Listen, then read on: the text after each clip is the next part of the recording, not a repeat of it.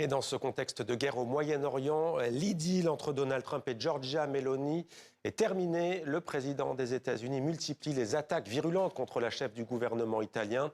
On retrouve en direct de Rome notre correspondante Valérie Dupont. Bonsoir Valérie. C'est la défense du pape Léon XIV par Giorgia Meloni qui a mis le feu aux poudres.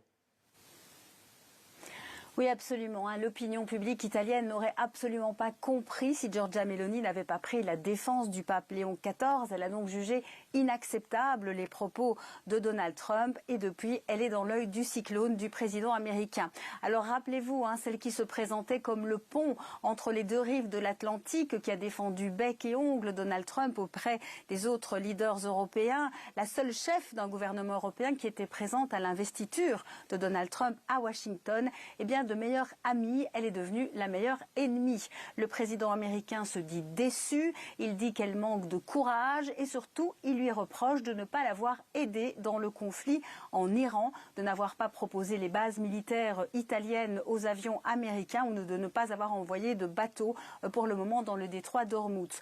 On le voit donc, le président américain est très remonté contre Giorgia Meloni. Celle-ci, pour le moment, reste en silence. Elle laisse travailler la diplomatie.